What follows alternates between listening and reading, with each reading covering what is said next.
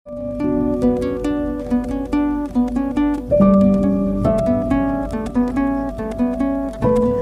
वालेकुम। Crime stories में जो कहानी मैं आपके लिए लेकर आई हूँ, इसका उन्वान है दास्तान दो दोस्तों की। इसके मुसन्निफ़ हैं इंस्पेक्टर महबूब आलम। जवान बीवी का बूढ़ा खाविंद कत्ल हो जाए तो जहन में पहला सवाल ये आता है, क्या उस बूढ़े का पहली बीवी से कोई जवान बेटा है? और अगर सौतेली माँ कत्ल हो जाए तो भी शक पहली बीवी के बेटों पर होता है। हिंदुस्तान के एक शहर नुमा कस्बे की एक वारदात सुनाता हूँ। रात के 2 बजे मुझे जगा कर बताया गया कि कत्ल का एक केस आया है। बूढ़े खाविंद की जवान बीवी कत्ल हो गई है और रिपोर्ट देने खाविंद और उसका जवान बेटा आया है। मैं थाने गया। वहाँ 2 आदमी बैठे थे। एक की उम्र तकरीबन 50 साल थी, दूसरा 27-28 साल का था। वो बाप बेटा थे और चेहरों से मुअज़्ज़िज़ ख़ानदान के लगते थे। उनके साथ उनके मोहल्ले का एक मुअज़्ज़िज़ आदमी था जिसे मैं जानता था। बाप को आप उसके असल नाम की बजाय अल्लाह बख्श और उसके जवान बेटे को अशरफ कह लें। अल्लाह बख्श ने बताया कि वो गहरी नींद सोया हुआ था। उसे एक चीख सुनाई दी। उसने अपने साथ वाले पलंग पर देखा। उसकी बीवी पलंग पर नहीं थी। अल्लाह बख्श को डेवड़ी में कुछ हल्का सा शोर और कदमों की आवाज़ें सुनाई दी। डेवड़ी का दरवाज़ा खोलने लगा तो डेवड़ी वाली चिटखनी चढ़ी हुई थी। डेवड़ी के दाएं और बाएं 2 कमरे थे। दोनों का एक एक दरवाज़ा अंदर की तरफ और एक एक डेवड़ी में खुलता था। अल्लाह बख्श ने उस कमरे में रोशनी देखी, हाथ लगाया तो कवाड़ खुल गए। इतनी देर में उसका बेटा अशरफ आ चुका था। बाप बेटा कमरे में गए। वहाँ फर्श पर अल्लाह बख्श की बीवी पड़ी थी। सर से खून इतना बह गया था कि दरवाजे तक चला गया था। उस कमरे का डेवड़ी में खुलने वाला दरवाज़ा खुला था। डेवड़ी में जाके देखा, बाहर वाला दरवाज़ा भी खुला था। मकतूला की उम्र 23-24 साल थी। वो 50 साला अल्लाह बख्श की दूसरी बीवी थी। अशरफ अल्लाह बख्श का एक ही बेटा था। मकतूला की उम्र 23-24 साल थी। वो 50 साला अल्लाह बख्श की दूसरी बीवी थी। अशरफ अल्लाह बख्श का एक ही बेटा था। उसकी उम्र बता चुका हूँ, 27-28 साल थी। मैं जान गया कि बूढ़े खाविंद की जवान बीवी और जवान बेटे ने ड्रामा खेला है जो सदियों से खेला जा रहा है, मगर कोई इबरत हासिल नहीं करता। बाकी बातें तो बाद में मालूम करनी थी। सबसे पहले मौका वारदात पर पहुंचना था। अल्लाह बख्श ये देख आया था कि उसकी बीवी मर चुकी है। उन लोगों के साथ जब मैं मौका देखने जा रहा था तो उनसे मज़ीद बातें पूछता गया। मकतूला ज़ेवरात की शौकीन थी। उसके कानों में बड़े साइज़ के झुमके रहते थे। बाजुओं में सोने के 2 वज़नी कड़े और उंगलियों में 2 अंगूठियाँ रहती थीं। गले में जंजीर और पान के पत्ते की शक्ल का लॉकेट होता था। लाश के साथ इन ज़ेवरात में से कोई एक भी चीज़ नहीं थी। अल्लाह बख्श ने यकीन के साथ कहा कि कातिल ये ज़ेवरात उतार कर ले गया है। अल्लाह बख्श के घर गए। चौकीदार दरवाजे पर खड़ा था। चंद आदमी गली में खड़े थे। चौकीदार ने किसी को अंदर नहीं जाने दिया था। मैं अकेला अंदर गया। डेवड़ी कुशादा थी। एक बल्ब जल रहा था। वारदात वाला कमरा खुला था। वहाँ भी बल्ब रोशन था। लाश फर्श पर पड़ी थी। उसकी एक टांग शलवार में थी, दूसरी शलवार से बाहर थी। कमरे में 2 पलंग थे, एक दाईं तरफ की दीवार के साथ और एक सामने वाली दीवार के साथ था। उन पर गद्दे और गद्दों पर फूलदार पलंग पोश बिछे हुए थे। एक पलंग पोश बिल्कुल सही हालत में था, दूसरा इधर उधर से इकट्ठा हुआ पड़ा था। तकिया भी अपनी जगह पर नहीं था।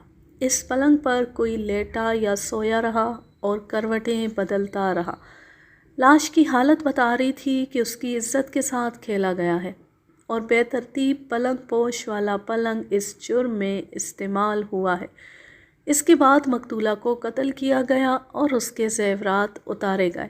مقتولہ خاصی خوبصورت لڑکی تھی، اسے جتنی ضربیں لگی وہ سر پر تھیں۔ لاش اور کمرے کو پولیس کی نظروں سے دیکھ کر میں نے ڈیوڑی کی طرف توجہ دی۔ اللہ بخش کو اندر بلایا۔ ڈیوڑی کے دونوں کونوں میں بیکار سا کچھ سامان پڑا تھا۔ میں اسے دیکھنے لگا۔ مجھے کپڑے دھونے والا ایک موٹا ڈنڈا نظر آیا۔ اس کا رنگ سفیدی مائل تھا۔ اس کی حالت بتاتی تھی کہ بہت عرصہ اسے کپڑے دھونے کے لیے استعمال کیا گیا ہے۔ اس پر خون لگا ہوا تھا، خون تازہ تھا۔ آلۂ قتل یہی تھا۔ ASI میرے ساتھ تھا۔ اس نے کاغذات تیار کرنے شروع کر دیے۔ میں نے دروازوں کے متعلق ایک بار پھر اللہ بخش سے پوچھا۔ اس نے بتایا کہ ڈیوڑی کا اندر والا دروازہ ڈیوڑی کی طرف سے چٹخنی سے بند تھا اور باہر والا کھلا تھا۔ واردات والے کمرے کا ڈیوڑی میں کھلنے والا دروازہ کھلا تھا اور اندر کو کھلنے والے کی چٹخنی چڑھی ہوئی نہیں تھی، اس کے کواڑ بند تھے۔ اللہ بخش نے میرے پوچھنے پر بتایا کہ ڈیوڑی کے دائیں اور بائیں جو کمرے ہیں ان کی چٹخنیاں بند رہتی ہیں، مگر اس کمرے کی کھلی ہوئی تھی۔ کیا مقتولہ اس کمرے میں سویا کرتی تھی؟ نہیں، یہ کمرہ مہمانوں کے لیے استعمال ہوتا ہے۔ بیوی میرے ساتھ سونے والے کمرے میں سوتی تھی۔ آج رات بھی آپ کے کمرے میں سوئی تھی؟ جی ہاں، وہ میرے کمرے میں سوئی تھی۔ ڈیوڑی کا باہر والا دروازہ اندر سے بند نہیں کیا جاتا تھا؟ بالکل بند کیا جاتا تھا۔ آج میں نے خود دیکھا تھا کہ اس کی زنجیر چڑھی ہوئی تھی۔ میں نے دروازہ بند کر کے زنجیر جو دائیں بائیں چڑھی تھی چڑھائی اور دیکھا کہ یہ باہر سے کسی طریقے سے کھولی جا سکتی تھی یا نہیں۔ میں نے بڑی اچھی طرح دیکھا، باہر سے یہ زنجیر نہیں کھولی جا سکتی تھی۔ اس سے ظاہر ہوا کہ مقتولہ خود اپنے سونے والے کمرے میں سے آئی۔ واردات والے کمرے کا دروازہ اس نے اندر سے کھولا۔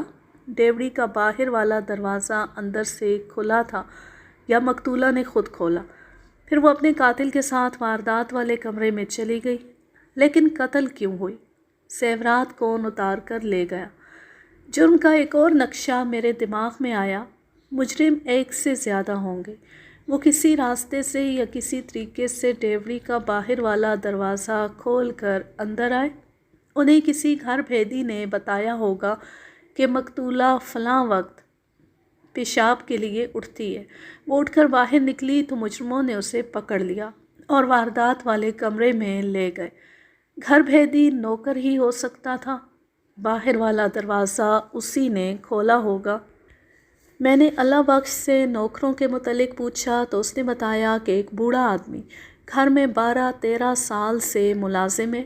گھر کے برتن اور کپڑے دھونے اور دیگر کاموں کے لیے اسی بوڑھے کی بہو مستقل ملازم ہے۔ گھر میں ایک جوان بیٹا بھی تھا۔ اکثر یوں ہوتا ہے کہ جوان بیٹے کا بوڑھا باپ جوان لڑکی سے شادی کر لیتا ہے تو وہی قتل ہوتا ہے۔ بیٹے یا جوان بیوی کے قتل کی وارداتیں کم ہی ہوتی ہیں۔ اس واردات میں بیوی قتل ہوئی تھی۔ اگر مقتولہ کے درپردہ مراسم اپنے خاوند کے جوان بیٹے کے ساتھ تھے تو اس نے اپنے باپ کی بیوی کو قتل کیوں کیا؟ یہ کارستانی اللہ بخش کی بھی ہو سکتی تھی۔ آپ سوچتے ہوں گے کہ مقتولہ کے زیورات بھی اتارے گئے تھے اور اس پر مجرمانہ حملہ بھی ہوا تھا، تو یہ جرم اس کے اپنے خاوند کا نہیں ہو سکتا۔ آپ پولیس کی فائلیں دیکھیں تو آپ کو عجیب و غریب بلکہ ناقابل یقین وارداتیں نظر آئیں گی، لیکن ان وارداتوں کے مجرموں نے اقبال جرم کر کے بتایا کہ انہوں نے جرائم ان طریقوں سے کیوں کیے تھے۔ مثلاً گھر کے کسی فرد کو اسی گھر کا کوئی فرد قتل کر دیتا ہے اور یہ ظاہر کرنے کے لیے کہ یہ چوروں ڈاکوؤں کی واردات ہے، 1-2 ٹرنکوں کے تالے توڑ دیے جاتے اور سامان کمرے میں بکھیر دیا جاتا ہے۔ آپ کو میرے استاد ملک احمد یار خان نے اپنی تفتیش کی ایک کہانی سنائی تھی جس میں ایک لڑکی لاپتہ ہو گئی۔ گاؤں سے کچھ دور ایک کھڈ سے اس کی خون آلود شلوار ملی۔ जिससे ये शक हुआ कि उसे बेआबरू करके कत्ल कर दिया गया है। लेकिन तफ्तीश हुई तो लड़की एक छावनी से बरामद हुई जिसके साथ वो घर से भागी थी। शलवार का ड्रामा पुलिस को गुमराह करने के लिए उसी ने खेला था। इस वारदात में भी मुझे कोई ड्रामा नज़र आ रहा था। अल्लाह बख्श अपने बेटे को कत्ल न कर सका, उसने अपनी बीवी को कत्ल कर दिया और पुलिस को गुमराह करने के लिए ज़ेवरात और मुजरिमाना हमले का ड्रामा खेला। ये ड्रामा अल्लाह बख्श का बेटा अशरफ भी खेल सकता था, जिसकी ये सूरत मेरे दिमाग में आती थी कि लड़की बदचलन नहीं थी और उसने बूढ़े खाविंद को कबूल कर लिया था। मैंने ख़ास तौर पर देखा था कि अल्लाह बख्श 50 साल की उम्र में बूढ़ा नहीं लगता था, उसकी चाल ढाल में अभी बुढ़ापा नहीं आया था। अशरफ ने अपनी जवान सौतेली माँ पर डोरे डाले होंगे और उस लड़की ने उसे धमकी दी होगी कि वो उसके बाप को बता देगी। अशरफ ने उसे कत्ल कर दिया या करा दिया होगा। डेवड़ी का दरवाज़ा मुजरिमों के लिए उसी ने खोला होगा। ये सब इम्कानात थे और कयास आराइयाँ। मैंने लाश को पोस्टमार्टम के लिए भिजवाने की कार्रवाई और ज़िम्मेदारी अपने एएसआई और कांस्टेबल के सुपुर्द कर दी थी। मैंने खुद हवेली का जायज़ा लेना ज़रूरी समझा और अंदर चला गया। सबसे पहले मैं अल्लाह बख्श के सोने वाले कमरे में गया। पहली जिस चीज़ पर नज़र पड़ी वो ज़नाना चप्पल थे जो एक पलंग के साथ पड़े थे। मुझे याद आया कि लाश के पाँव में चप्पल नहीं थे। अल्लाह बख्श ने बताया कि ये मकतूला के वो चप्पलें जो वो घर में पहना करती थी। मुझे अपनी कोताही का एहसास हो गया। मैंने फ़ौरन एक आदमी को बरामदे में इस काम के लिए खड़ा कर दिया कि किसी को सहन में ना आने दे और एक आदमी को खोजी के गांव दौड़ा दिया। वो कोई 1.5 मील दूर रहता था। खोजी सरकारी मुलाजिम नहीं था। मुझे डर था कि मैं सहन में से सोने के कमरे में गया था। सहन कच्चा था, खुरे मिट चुके होंगे। मुझे रोशनी का भी इंतज़ार करना था। सहन में खुरे देखने के लिए बरामदे के बल्ब की रोशनी भी नाकाफ़ी थी। चुनाचे मैं दिन की रोशनी और खोजी के इंतज़ार में इब्तदाई मालूमात हासिल करने के लिए बाहर गली में कुर्सियां रखवा कर बैठ गया और सबसे पहले इस घर के बूढ़े नौकर को बुलाया और अपने पास ज़मीन पर बिठा लिया। पहले मैं आपको अल्लाह बख्श की सोशल हैसियत बता दूँ। वो कारोबारी आदमी था। ये कपड़े का थोक का कारोबार था। अल्लाह बख्श समुंदर पार से भी कपड़ा मंगवाता था। ये लाखों का कारोबार था जिससे अल्लाह बख्श दौलत कमा रहा था। ये दौलत का खेल था कि उसने इस उम्र में एक जवान और कंवारी लड़की के साथ शादी की थी। शहर में वो मुसलमानों के अलावा हिंदुओं और सिखों में भी मुअज़्ज़िज़ और रईस समझा जाता था और मंडी में उसका असर व रसूख चलता था। मैंने उसकी अमारत की एक झलक उसके सोने के कमरे में देखी थी। फर्नीचर, पलंग पोश और सजावट वगैरह का सामान कीमती था। अशरफ उसका इकलौता बेटा था। अल्लाह बख्श की 3 बेटियां पैदा हुई थीं, लेकिन सब बचपन में ही मर गई थीं। सिर्फ अशरफ ज़िंदा रहा और अब बाप के साथ कारोबार में लगा हुआ था। उसने 10 जमातें पास की थी। अच्छा खूबरू जवान था। शक्ल सूरत से भला मानस नहीं लगता था। मुझे अभी ये भी मालूम करना था कि मकतूला किसकी बेटी थी और कहाँ की रहने वाली थी। वो जहाँ कहीं की भी रहने वाली थी, वहाँ से उसकी दोस्ती और दुश्मनी मालूम करनी थी। इसके अलावा भी बहुत कुछ मालूम करना बाकी था। अभी मैंने अल्लाह बख्श के नौकर को पास बिठाया था, लेकिन उससे कुछ पूछने की मोहलत ना मिली, क्योंकि मुझे तमाशाइयों में से किसी की बुलंद ललकार सुनाई दी, और ज़ालिमों, तुमने मेरी बहन को कत्ल कर दिया है। इधर सामने आ बदमाश, मैं तेरी बदमाशी देखता हूँ। कांस्टेबलों ने उसे पकड़ लिया, लेकिन वो उनके हाथ नहीं आ रहा था। मैंने उसे अपने पास बुलाया और डांट कर चुप कराया। उससे पूछा कि उसने क्या बक बक लगा रखी है। मैंने उसे ये भी कहा कि वो इतना आहिस्ता बोले कि मेरे सिवा कोई ना सुन सके। जनाबे आली, आपका हुक्म सर आँखों पर।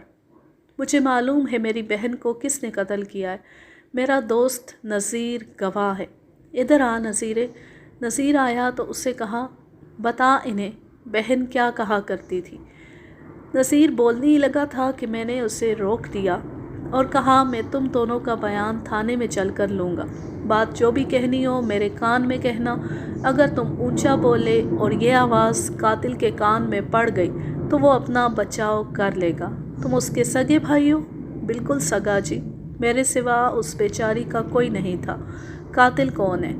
اشرف، اللہ بخش کا بیٹا۔ مجھے بہن بتایا کرتی تھی کہ اشرف اس کی عزت کے پیچھے پڑا ہوا ہے۔ میں نے 3 بار اشرف سے کہا تھا کہ وہ اپنی حرکتوں سے باز آ جائے، لیکن یہ باز نہ آیا۔ میں نے اپنے اس دوست کے ساتھ ذکر کیا تو ہم دونوں نے اشرف کو دھمکی دی کہ وہ باز نہ آیا تو اس کے باپ کو بھی بتائیں گے اور اس کی ہڈیاں بھی توڑیں گے۔ ہم ایسے شریف لوگ نہیں ہیں کہ اپنی عزت کی بھی پرواہ نہ کریں۔ اس کے دوست نذیر نے کہا، اگر اسے پھانسی نہ ہوئی تو میں اسے زندہ نہیں رہنے دوں گا۔ تم نے اس کے باپ کو بتا دیا تھا؟ ابھی نہیں، مقتولہ کے بھائی نے جواب دیا۔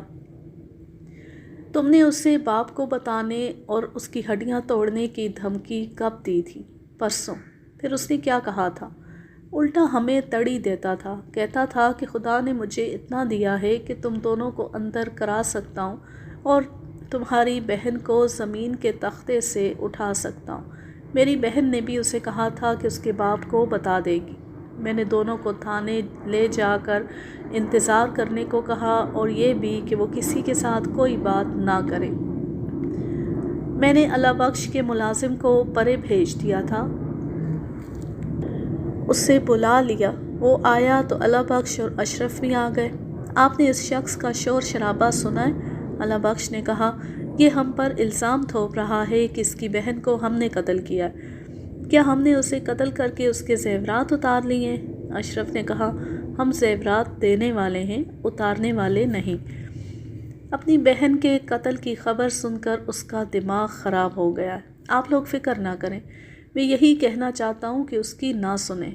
معلوم نہیں آپ کے کان میں وہ کیا کہہ گئے۔ میں کانوں کا کچا نہیں میرے بھائی، لیکن انہوں نے نہیں بلکہ میں نے ان کے کانوں میں کہا ہے کہ انہوں نے ایسی بکواس پھر کی تو حوالات میں بٹھا دوں گا۔ میں نے انہیں ڈرانے کے لیے کہا ہے کہ تھانے چل کر بیٹھیں۔ اگر پھر بھی انہوں نے آپ جیسے معزز حضرات کو بدنام کرنے کی کوشش کی تو میں ان کے خلاف بڑی سخت کارروائی کروں گا۔ میں نے دیکھا کہ اللہ بخش تو بہت پریشان تھا، لیکن اشرف کا رد عمل اور رویہ کچھ اور تھا۔ آپ کو کسی پر شک تو ہوگا، کسی کے ساتھ آپ کی ذاتی دشمنی کاروبار کی وجہ سے یا اس بیوی کی وجہ سے ہے؟ نہ جی، منڈی میں، محلے میں، ہندوؤں اور سکھوں میں کسی سے بھی ہمارے متعلق پوچھ لیں، ہر کسی کے منہ سے ہمارے لیے خیر کا کلمہ ہی نکلے گا، کسی کے ساتھ کوئی دشمنی نہیں۔ میں نے انہیں پرے جانے کو کہا، وہ چلے گئے تو میں نے ان کے نوکر کی طرف توجہ دی۔ بوڑھا اتنا گھبرایا ہوا تھا کہ رونے پر آ گیا۔ میں نے اسے کہا کہ وہ غریب اور بوڑھا آدمی ہے، اپنی جان بچائے اور جو کچھ جانتا ہے بتا دے۔ اس نے ہاتھ جوڑ کر کہا کہ قتل کے متعلق وہ کچھ بھی نہیں جانتا۔ میں یہ معلوم کرنا چاہتا تھا کہ ڈیوڑی کا دروازہ اندر سے کھولنے والا یہی تو نہیں تھا۔ اس نے بتایا کہ وہ رات اپنے گھر میں گزارتا ہے۔ اس رات اسے بلایا گیا تو وہ اپنے گھر سے آیا تھا۔ تمہاری بیگم کیسی طبیعت کی ہے؟ ہنسنے کودنے والی تھی یا چپ چاپ رہتی تھی، غصیلی تھی؟ چپ چاپ رہنے والی نہیں تھی، غصہ تو اسے کبھی آیا ہی نہیں تھا۔ ہنس مکھ تھی، شوقین مزاج تھی، کپڑوں اور زیور کا بہت شوق تھا۔ اپنے خاوند کے ساتھ اس کا رویہ کیسا تھا؟ بہت اچھا، ان کے ساتھ تو وہ ایسے رہتی تھی جس طرح ہم جولی کھیلا کرتے ہیں۔ تمہارے مالک یعنی اللہ بخش کی عادت اور فطرت کیسی ہے؟ حضور، دولت ہو تو انسان جوانی اور بڑھاپے میں کوئی فرق محسوس نہیں کرتا۔ میرے مالک زندہ دل انسان ہیں، ان کی عادتیں اور فطرت ایسی ہے کہ ان کے دشمن بھی ان کے دوست بن جاتے ہیں، اور ان کا بیٹا اشرف کیسا آدمی ہے؟ 2 سال ہوئے اشرف کی بیوی مر گئی ہے، لیکن اس نے دوسری شادی نہیں کی۔ نئی بیگم یعنی مقتولہ بھی اسے کہتی رہتی تھی کہ شادی کر لو، لیکن اشرف نہیں مانتا تھا۔ اشرف اچھا آدمی ہے۔ نئی بیگم کا اشرف کے ساتھ رویہ اور سلوک کیسا تھا؟ آپس میں بہت کم بولتے تھے۔ بیگم اسے بلاتی تھی، بات کرتی تھی، لیکن اشرف اس سے کھچا کھچا رہتا تھا۔ نئی بیگم نے تمہارے سامنے کبھی اشرف سے کہا تھا کہ شادی کر لو؟ بیگم کے متعلق میں آپ کو جو کچھ بتا رہا ہوں اس میں زیادہ تر باتیں مجھے اپنی بہو نے بتائی ہیں۔ بیگم میری بہو کو بہت چاہتی تھی۔ وہ ہے تو اس گھر کی خادمہ، لیکن بیگم نے اسے اپنی سہیلی بنا رکھا تھا۔ بیگم دل کی اکثر باتیں میری بہو سے کیا کرتی تھی۔ بہو میری بیوی کو سنایا کرتی تھی۔ اس گھر کی عزت کو ہم نے ہمیشہ اپنی عزت سمجھا ہے۔ اس گھرانے نے میرے گھرانے کی پرورش کی ہے، ہم انہی کا دیا کھاتے۔ میں اس گھرانے کی عزت تباہ نہیں کرنا چاہتا۔ میں نے کہا اس گھرانے کی عزت محفوظ رہے گی، بس تم مجھے ہر بات بتا دو تاکہ میں تمہارے مالکوں کی عزت بچا سکوں۔ اگر مجھے بعد میں پتہ چلا کہ تم نے مجھ سے کوئی بات چھپا لی تھی تو میں تمہیں شہادت چھپانے کے جرم میں گرفتار کر لوں گا۔ تم نے کبھی اللہ بخش کی غیر حاضری میں اشرف کو بیگم کے ساتھ الگ کمرے میں دیکھا ہے؟ نہ جی، میں نے کبھی نہیں دیکھا۔ کبھی آپس میں لڑتے یا جھگڑتے دیکھا ہے؟ نہ جی، میں نے بتایا ہے نا کہ ان کی آپس میں بول چال تقریباً بند تھی۔ تمہاری بہو نے تمہیں یا تمہاری بیوی کو کبھی بتایا ہے کہ بیگم کے درپردہ تعلقات کسی اور کے ساتھ تھے؟ تمہاری بہو نے کبھی شک کا اظہار کیا ہے کہ بیگم کا چال چلن مشکوک ہے؟ نہیں، ایسی بات کبھی نہیں ہوئی۔ بیگم کے والدین کیسے لوگ ہیں؟ اس کے والدین مر چکے ہیں۔ اس کا صرف یہ بھائی ہے جو آپ کے ساتھ باتیں کر کے گیا ہے۔ یہ اچھی شہرت کا آدمی نہیں، کوئی نہ کوئی چکر چلائے رکھتا ہے اور پیسے کما لیتا ہے۔ سنا ہے جوا کھیلتا ہے اور پیتا پلاتا بھی ہے، لیکن اس کا یارانہ بڑے لوگوں کے ساتھ ہے۔ آدمی اچھا نہیں۔ معلوم نہیں اللہ بخش صاحب نے اس کی بہن کے ساتھ شادی کیوں کی ہے۔ یہ تو چند ایک مختصر سی باتیں ہیں جو میں نے لکھی ہیں۔ اس سے پوچھ گچھ کرتے صبح ہو گئی۔ کھوجی آ چکا تھا۔ میں کھوجی کو اندر لے گیا۔ میں نے روشنی میں یہ حویلی دیکھی تو مجھے اندازہ ہوا کہ اللہ بخش خاندانی امیر تاجر ہے۔ یہ اس زمانے کی امیرانہ عمارت تھی۔ اس کی 2 منزلیں تھیں۔ نیچے تو کمرے ہی کمرے اور کشادہ صحن تھا، اوپر 3 ہی کمرے تھے۔ میں نے کھوجی سے کہا کہ وہ صحن اور برآمدے میں اور ہر جگہ مقتولہ کے پاؤں کے نشان دیکھے۔ اسے کچھ وقت صرف کر کے صحن میں کھرے تلاش کر لیے۔ صحن کا فرش پختہ نہیں تھا۔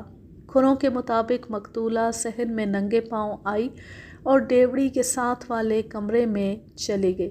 کمرے میں اور ڈیوڑی میں اس کا کھرا ڈھونڈنا مشکل تھا کیونکہ کمرے کا فرش ٹائلوں والا تھا۔ ڈیوڑی کا فرش کچا تھا، لیکن میں نے بھی احتیاط نہ کی۔ وہاں میرے علاوہ اور بھی آدمی پھرتے رہے تھے، اس لیے کھرا نہ مل سکا۔ میرے پوچھنے پر کھوجی نے یقین کے ساتھ کہا کہ واردات والے کمرے میں داخل ہونے تک مقتولہ اکیلی تھی۔ اس سے ظاہر ہوا کہ اسے اپنے کمرے سے زبردستی نہیں اٹھایا گیا تھا۔ میں نے کھوجی سے کہا کہ لاش پوسٹ مارٹم کے لیے گئی ہے، وہ جا کر مقتولہ کے پاؤں دیکھ کر آئے اور بتائے کہ صحن میں پائے جانے والے کھرے مقتولہ کے ہیں یا کسی اور کے۔ میں نے نوکر سے معلوم کر لیا تھا کہ اشرف کا کمرہ اوپر کی منزل میں ہے، جسے چوبارہ کہا جاتا تھا۔ مجھے چونکہ اشرف پر بھی شبہ تھا اور اس شبے کو مقتولہ کے بھائی نے پختہ کر دیا تھا، اس لیے میں اوپر چلا گیا کہ اشرف کا کمرہ دیکھوں۔ مجھے یہ بھی دیکھنا تھا کہ حویلی میں داخل ہونے کا کوئی اور راستہ بھی ہے یا نہیں۔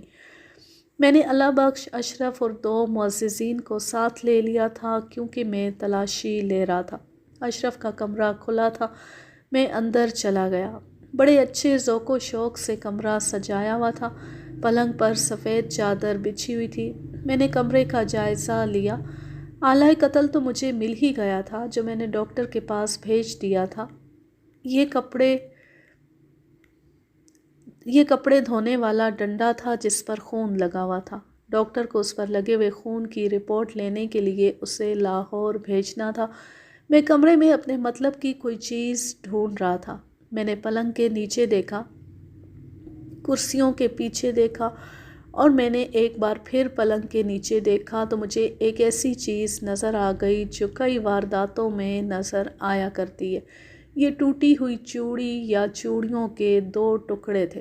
یہ ٹکڑے سرہانے کی طرف فرش پر پڑے تھے۔ میں نے اٹھا لیے، پلنگ کا تکیہ ہٹا کر دیکھا، چھوٹا سا ایک ٹکڑا وہاں بھی پڑا تھا۔ یہ پلنگ تکیے والا تھا، ایسے معلوم ہوتا تھا کہ کوئی عورت اس پلنگ پر لیٹی ہوئی تھی۔ اس نے بازو اوپر کیا تو پلنگ کا تکیہ جو لکڑی کا تھا اس کے ساتھ کلائی ٹکرائی اور ایک دو چوڑیاں ٹوٹ گئیں۔ میں نے اشرف کی طرف دیکھا، اس کے چہرے کا رنگ بدل گیا۔ میں نے معلوم کر لیا کہ اس گھر میں کوئی اور عورت یا بچی نہیں تھی، صرف مقتولہ تھی یا اس کی نوکرانی۔ یہ چوڑیاں کس کی تھی؟ مقتولہ کی، نوکرانی کی یا کسی اور عورت کی؟ میں نے اشرف سے پوچھا۔ کمرے میں 2 اٹیچی کیس رکھے تھے۔ میں نے اشرف سے کہا کہ دونوں کھول کر دکھائے۔ اس نے ہچکچاتے ہوئے دونوں اٹیچی کیس کھول دیے۔ دونوں میں دھلے ہوئے کپڑے تھے۔ میں خون کے چھینٹوں والے کپڑے ڈھونڈ رہا تھا۔ میں نے چوڑیوں کے ٹکڑوں کی برآمدگی کی، باقاعدہ کاغذی کارروائی کی اور 2 گواہوں کے دستخط کرا لیے۔ اس کے بعد میں نے حویلی کے کونے کھدری کی تلاشی لی، دھلنے والے جو میلے کپڑے پڑے تھے وہ دیکھے۔ مجھے خون کے چھینٹوں کا کوئی کپڑا نظر نہ آیا۔ میں نے اللہ بخش اور اشرف کو کانسٹیبلوں کے ساتھ تھانے بھیج دیا اور ان کے نوکر سے کہا کہ وہ اپنی بہو کو ساتھ لے کر تھانے چلا جائے۔ میں ہسپتال چلا گیا۔ مجھے دیکھنا تھا کہ مقتولہ کے بازوؤں میں کیسی چوڑیاں ہیں۔ میں جب وہاں گیا تو لاش پوسٹ مارٹم کے بعد باہر لائی جا رہی تھی۔ میں نے لاش کے دونوں بازو دیکھے، ایک بازو میں اسی رنگ اور اسی قسم کی چوڑیاں تھیں۔ میں تھانے گیا تو مجھے امید تھی کہ میں شام سے پہلے قاتل کو پکڑ لوں گا۔ یہ جرائم پیشہ لوگوں کی واردات نظر نہیں آتی تھی۔ میں نے مقتولہ کے بھائی سے جو تھانے میں میرے انتظار میں تھا کہا کہ وہ ہسپتال سے اپنی بہن کی لاش لے لے اور کفن دفن سے فارغ ہو کر تھانے میں آ جائے۔ اس کے دوست کو بھی میں نے اس کے ساتھ بھیج دیا۔ وہ مشتبہ یا ملزم نہیں، گواہ تھے۔ ان کے چلے جانے میں تفتیش کو کوئی خطرہ نہیں تھا۔ میں نے اشرف کو الگ کر لیا۔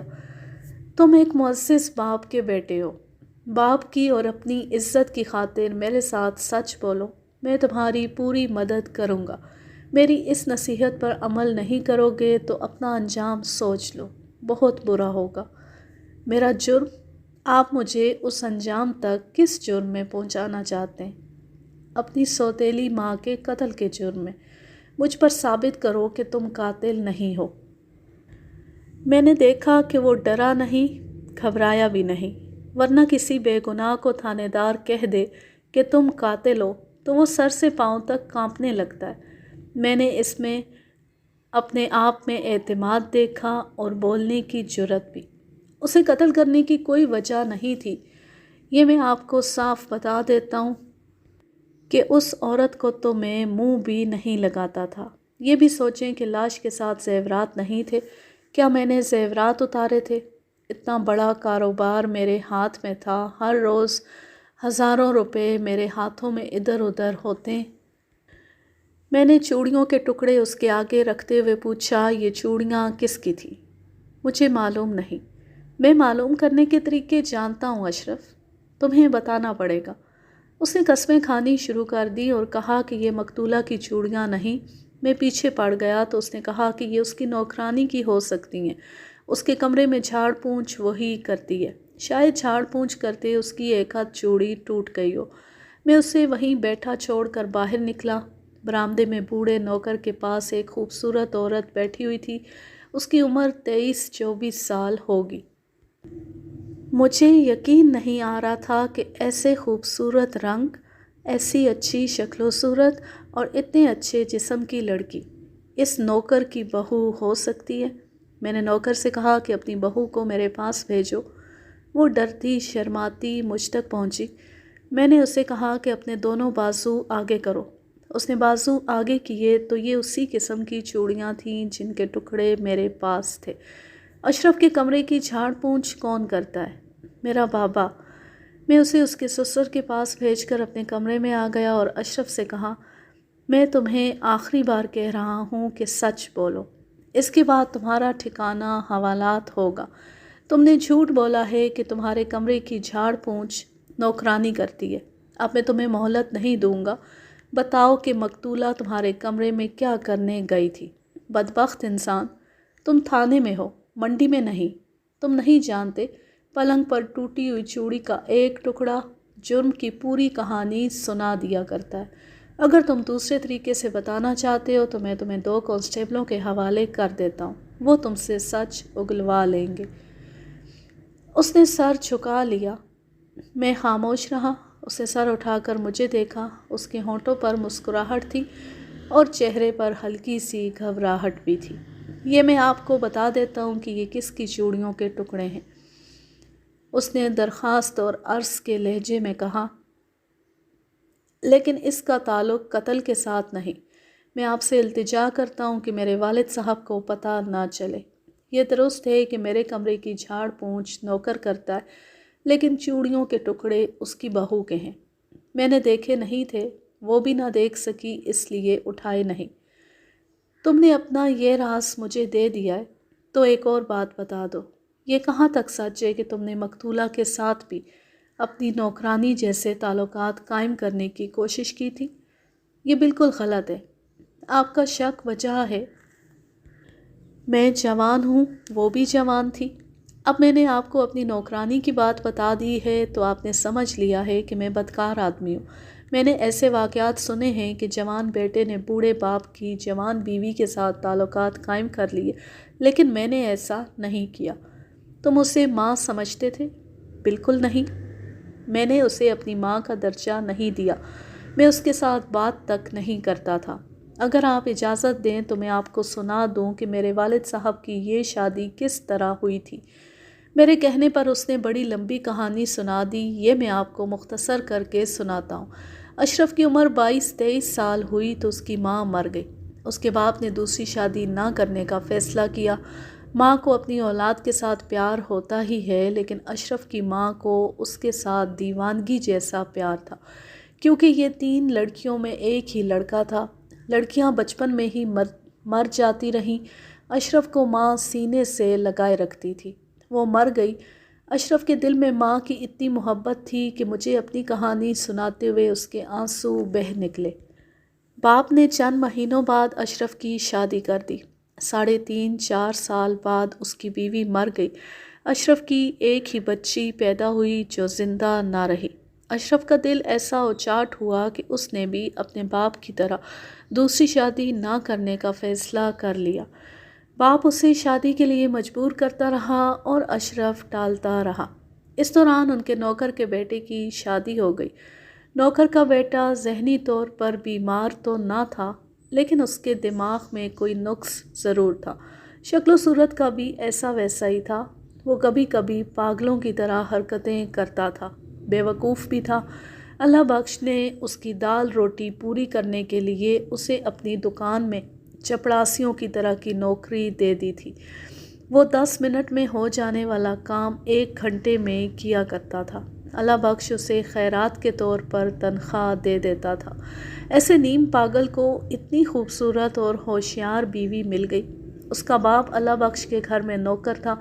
अपने बेटे की शादी के 6-7वें महीने उसने अल्लाह बख्श और अशरफ से कहा कि उसे उम्मीद थी कि उसका बेटा शादी करके सही हो जाएगा, लेकिन वो वैसे का वैसा है और उसकी बीवी परेशान रहती है। उसने अर्ज़ की कि बहू को अल्लाह बख्श घर का कोई काम दे दे ताकि वो मसरूफ़ रहे और कुछ कमा भी सके। अल्लाह बख्श के यहाँ क्या कमी थी। उसने नौकर से कहा कि उसे घर के बर्तन कपड़े धोने पर लगा लो। इस तरह उसकी तनख्वाह मुकर्रर हो गई। अशरफ की बीवी को मरे 1.5-2 साल हो गए थे। इस लड़की ने अशरफ को अपना आशना बना लिया। लड़की इतनी निडर निकली कि कभी कभी रात को भी छतों से अशरफ के कमरे में आ जाती थी। इस दौरान अशरफ बम्बई चला गया। उसे अक्सर जाना पड़ता था। बाहर से माल बहरी जहाज़ों से आता था। अशरफ माल छुड़ाने के लिए बम्बई जाता था। अब गया तो जहाज़ लेट हो गया और माल छुड़ाने में कोई मुश्किल पेश आ गई। उसे बम्बई में 1 महीना लग गया। वापस आया तो उसने घर में एक बड़ी खूबसूरत और जवान लड़की देखी जो ज़ेवरात से लदी हुई और रेशमी कपड़ों में मलबूस थी। अल्लाह बख्श ने उसे बताया कि ये उसकी सौतेली माँ है। اشرف پر تو جیسے سکتہ طاری ہو گیا۔ ایک تو اس کے باپ نے شادی نہ کرنے کا فیصلہ کر رکھا تھا، اب اس نے اشرف سے بات کیے بغیر دوسری شادی کر لی، اور کی بھی اپنی بیٹی کی عمر کی لڑکی کے ساتھ۔ اشرف کو یہ افسوس بھی ہوا کہ دوسری شادی کرنی تھی تو اشرف کی ہوتی جو جوان تھا۔ اشرف کو اصل دکھ یہ تھا کہ لڑکی نے اس کی ماں کی جگہ لے لی تھی۔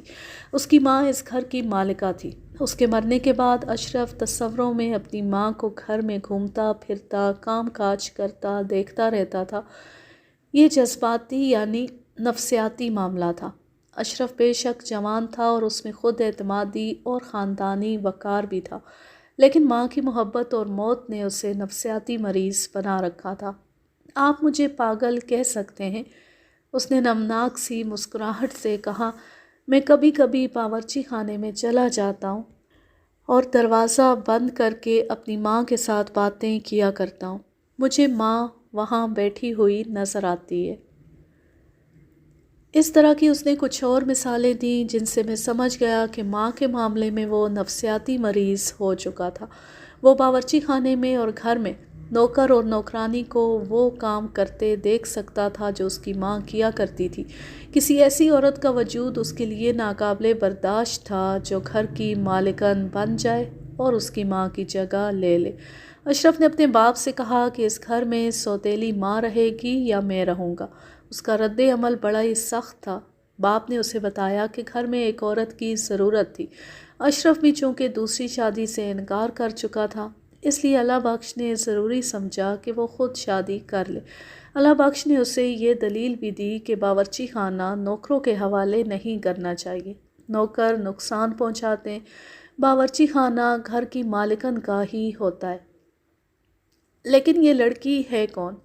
باپ نے اسے بتایا کہ اس لڑکی کے ساتھ شادی کر کے اس نے نیکی کی ہے۔ لڑکی یتیم تھی، اس کا ایک ہی بھائی تھا جو اچھی شہرت کا آدمی نہیں، اس لیے اس اتنی خوبصورت لڑکی کا کوئی رشتہ نہیں لیتا تھا۔ اس کے بھائی نے کسی سے اللہ بخش کو کہلوایا کہ آپ نیک اور خدا ترس انسان ہیں، ایک یتیم لڑکی کو سنبھال لیں ورنہ اس کی زندگی تباہ ہو جائے گی اور اس کا چال چلن بھی ٹھیک نہیں رہے گا۔ اللہ بخش نے لڑکی کو دیکھا۔ پہلے تو اس نے کوشش کی کہ اس کی شادی کسی اور سے کرا دے، لیکن اس کا رشتہ قبول کرنے کے لیے کوئی بھی تیار نہ ہوا۔ اللہ بخش نے خود اس کے ساتھ شادی کر لی۔ اشرف کے لیے اپنے باپ کی کوئی بھی دلیل قابل قبول نہیں تھی۔ باپ نے اسے کہا کہ وہ اگر غلطی کر ہی بیٹھا ہے تو اس کا ازالہ نہیں ہو سکتا، اسے اب برداشت کرنا چاہیے۔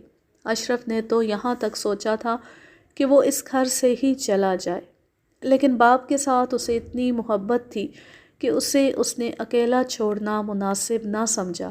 اس نے علیحدگی یوں اختیار کی کہ اوپر کی منزل کے ایک کمرے میں چلا گیا اور وہیں رہنے لگا۔ اس کی مجبوری تھی کہ اسے اپنے باپ کی نئی بیوی کے ہاتھ کا پکا ہوا کھانا پڑتا تھا، لیکن دل سے وہ اس کھانے کو قبول نہیں کرتا تھا۔ کئی معزز لوگوں نے اشرف کے سامنے حیرت کا اظہار کیا کہ اس کے باپ نے دوسری شادی کر لی ہے، اور کی بھی ایک مشکوک بلکہ بدنام گھر کی لڑکی کے ساتھ۔ سب حیران اس بات پر تھے کہ اللہ بخش نیک، معزز اور باوقار آدمی تھا، اس وجہ سے وہ مسلمانوں کے علاوہ ہندوؤں اور سکھوں میں بھی قابل احترام سمجھا جاتا تھا۔ اسی لیے ہر کوئی حیران تھا کہ اللہ بخش نے یہ کیا حرکت کی ہے، جوان بیٹے کی شادی کرنے کے بجائے اس عمر میں اپنا بیار رچا لیا۔ ایک اور پہلو کو بھی سامنے رکھیں، یہ ابتدا سے ہوتا آیا ہے کہ ہر تھانے کے علاقے کے سرکردہ اشخاص تھانے دار کے ساتھ میل ملاقات ضرور رکھتے ہیں۔ کاروبار اور تجارت کے سرکردہ تاجر تو تھانے داروں کے ساتھ دوستی لگانا اپنا فرض سمجھتے ہیں، لیکن اللہ بخش ہر حلقے میں اپنا اثر رکھنے والا اونچی حیثیت کا آدمی تھا، لیکن میں اسے نہیں جانتا تھا۔ دوسرے سرکردہ اشخاص اکیلے اکیلے میرے پاس آتے اور بعض ایک دوسرے کے خلاف چغلی بھی کرتے تھے۔ اللہ بخش کی میں نے کبھی صورت نہیں دیکھی تھی۔ اس سے یہ ظاہر ہوتا تھا کہ وہ بہت ہی شریف انسان تھا جو پولیس کے ساتھ کوئی تعلق نہیں رکھنا چاہتا تھا۔ اشرف کو یہ بھی پتہ چلا کہ اس کی سوتیلی ماں کا بھائی اچھی شہرت کا آدمی نہیں، وہ ہر طرح کی دلالی کرتا ہے اور یہی اس کا ذریعہ معاش تھا۔ بعد میں اس نے اس شخص کو اپنے باپ کے پاس آتے دیکھا۔ اسے کچھ دیر بعد پتہ چلا کہ وہ اللہ بخش سے پیسے لے جاتا ہے۔ مختصر یہ کہ اشرف نے اپنی سوتیلی ماں اور اس کے بھائی کے ساتھ کوئی تعلق نہ رکھا۔ اس نے اپنے نوکر کی بہو کے ساتھ دوستانہ گانٹھ لیا۔ سوتیلی ماں نے اس کے دل میں اپنی محبت پیدا کرنے کی بہت کوشش کی، لیکن اشرف نے قبول نہ کی۔ مقتولہ نے اسے یہ بھی کہا کہ وہ اس کے باپ کی خدمت دل سے کرتی ہے اور اشرف اسے ماں کا درجہ دے دے۔ اشرف نے مجھے بتایا کہ اس نے اس لڑکی کی نیت پر کبھی شک نہیں کیا۔ وہ اشرف کو ماں کی حیثیت سے ہی اپنی محبت پیش کر رہی تھی، حالانکہ عمر میں وہ اس سے چھوٹی تھی۔ 2-3 بار وہ رو بھی پڑی تھی۔ میرے پوچھنے پر اشرف نے بتایا کہ مقتولہ عامیانہ ذہن کی لڑکی تھی۔ وہ چھوٹے گھر سے بہت بڑے گھر میں آ گئی تھی، اس لیے وہ عجیب عجیب حرکتیں کرتی تھی، بھڑکیلے کپڑے پہنتی اور زیورات لٹکائے رکھتی تھی، محلے کی عورتوں میں شو بازی کرتی اور ظاہر کرتی کہ وہ بہت امیر خاندان کی ہے۔ اس کا نتیجہ یہ ہوا کہ اس کے گھر میں عورتوں نے آنا ہی چھوڑ دیا۔ کیا یہ سچ ہے کہ اس کی رازداری تمہارے نوکر کی بہو کے ساتھ تھی؟ یہ بالکل ٹھیک ہے۔ بی بی یعنی نوکر کی بہو مجھے بتاتی رہتی تھی۔ تمہارے والد صاحب کے متعلق کیا بتاتی تھی؟ میری سوتیلی ماں بی بی سے میرے والد صاحب کا ذکر اکثر کرتی تھی۔ بی بی مجھے بتاتی تھی کہ وہ کہتی ہے کہ میرا دل اس بوڑھے کو قبول تو نہیں کرتا تھا، لیکن اب میرے دل میں اس کی محبت پیدا ہو گئی ہے۔ بہت پیارا آدمی ہے اور جسمانی لحاظ سے تو یہ بوڑھا ہے ہی نہیں۔ میں تو اس شخص کی غلام ہو کر رہ گئی ہوں۔ اور تمہارے متعلق؟ بی بی نے بتایا تھا کہ میری بے رخی سے وہ پریشان رہتی ہے، کہتی ہے کہ میں اس کی شادی اپنے ہاتھوں کرانا چاہتی ہوں۔ مجھے اپنے بھائی کے ساتھ اتنی محبت نہیں جتنی اشرف کے ساتھ ہے، لیکن یہ مجھ سے نفرت کرتا ہے۔ بی بی مجھے کہتی تھی کہ میں اپنا رویہ بدل لوں، لیکن میرا دل نہیں مانتا تھا۔ میں نے اس پر بہت جرح کی، سوال پوچھے، اسے مشتعل کیا، بھڑکایا اور پوچھ گچھ کے سارے داؤ آزمائے، لیکن وہ مجھے بالکل صاف ستھرا نظر آیا۔ میں نے ابھی اسے نہ بتایا کہ اس کی سوتیلی ماں کا بھائی اور بھائی کا دوست اس پر اور اس کے باپ پر کیا الزام عائد کر رہے ہیں۔ میں نے اتنا ہی پوچھا کہ مقتولہ کے بھائی کے ساتھ اس کی کبھی ملاقات ہوئی ہے؟ اس نے بتایا کہ وہ ملتا رہتا تھا۔ وہ بھی اشرف کے ساتھ بے تکلف ہونے کی کوشش کرتا تھا، لیکن اشرف اس کے ساتھ رسمی سی ایک آدھ بات کر لیتا تھا۔ میں نے اللہ بخش کو بلایا اور اشرف سے کہا کہ وہ تھانے میں موجود رہے۔ باپ بہت پریشان تھا۔ میں نے اس سے پوچھا کہ اسے کسی پر تو شک ہوگا۔ اس کے آنسو نکل آئے اور اس نے سر ہلا کر کہا کہ اسے کسی پر شک نہیں۔ میرے ذہن میں ایک شک آتا ہے۔ آپ کی بیوی کے بھائی کی کسی کے ساتھ دشمنی ہوگی جس کا تعلق آپ کی بیوی کے ساتھ ہوگا۔ آپ کا کیا خیال ہے؟ دراصل بات یہ ہے کہ میں بہت برے لوگوں میں پھنس گیا تھا۔ آپ کو یہ نیکی مہنگی پڑی ہے۔ سنا ہے کہ آپ بڑے عقل مند ہیں، لیکن آپ نے یہ شادی کر کے بہت بڑی غلطی کی ہے۔ مقتولہ کے بھائی نے آپ پر الزام عائد کیا ہے کہ مقتولہ کو آپ نے یا آپ کے بیٹے نے یا آپ دونوں نے قتل کیا یا کرایا ہے۔ اللہ بخش اس طرح چونکا کہ کچھ دیر میرے منہ پر نظریں جما کر دیکھتا رہا۔ مجھے گناہگار اور بے گناہ کو پہچاننے کا تجربہ ہو چکا تھا۔ اس شخص کا چہرہ، اس کا رد عمل اور اس کا انداز بتا رہا تھا کہ یہ شخص دھوکہ کھا سکتا ہے، دھوکہ دے نہیں سکتا، اور یہ آدمی قتل ہو سکتا ہے، قتل کر نہیں سکتا۔ تاہم مجھے ابھی اس شخص کو ٹھونک بجا کر دیکھنا تھا۔ ہر کوئی حیران ہے کہ میں نے دوسری شادی کس طرح اور کیوں کی۔ میرا بیٹا مجھ سے ناراض ہوا۔ میں نے اسے شادی کرنے کی اور وجوہات بتائیں، لیکن اصل وجہ کسی کو نہ بتائی۔ اب اس بدمعاش آدمی نے مجھ پر اپنی بہن کے قتل کا الزام لگایا ہے، تو میرے لیے ضروری ہو گیا ہے کہ میں وہ وجہ آپ کو بتا دوں۔ آپ کہیں گے کہ یہ شخص کتنا بزدل، بھلے مانس اور احمق ہے۔